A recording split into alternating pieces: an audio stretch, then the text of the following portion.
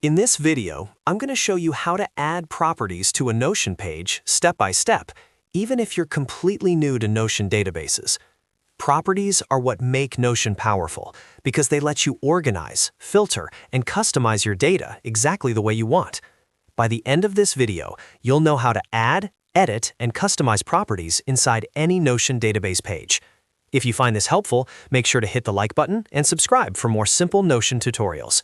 All right, let's jump right in. First, make sure you're inside a Notion database. Properties only exist inside databases, not regular pages.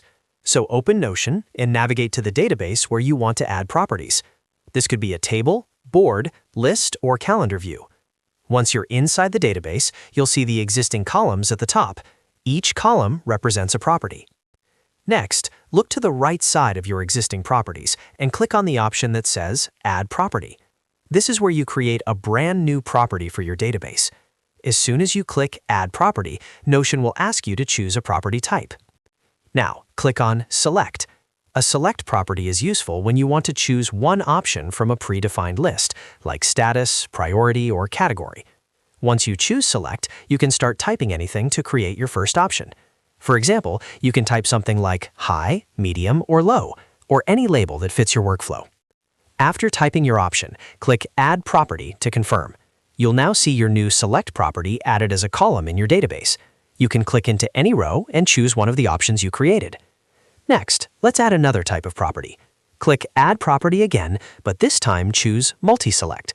A multi-select property allows you to select multiple values instead of just one. This is perfect for tags, skills, topics, or labels. Once multi-select is selected, go ahead and add anything you want as an option.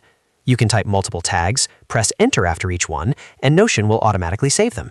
You can also assign different colors to each option to make your database easier to scan visually. Now, click on Open to view the property settings in more detail. This allows you to rename the property, reorder options, change colors, or even switch the property type later if needed. Renaming your property is important, so give it a clear and meaningful name that matches how you plan to use it. After renaming, you can continue editing the options inside the property. You can delete options you don't need, add new ones, or rearrange them. Notion saves everything automatically, so there's no need to worry about losing changes. Finally, click on Highlight to visually emphasize the property if needed. This helps important properties stand out, especially when working with large databases or shared workspaces. And that's it. You've successfully added and customized properties in a Notion page. Once you understand properties, you unlock the real power of Notion for productivity, project management, and organization. If this video helped you, don't forget to like the video and subscribe to the channel for more Notion tips and easy software tutorials. Thanks for watching, and I'll see you in the next one.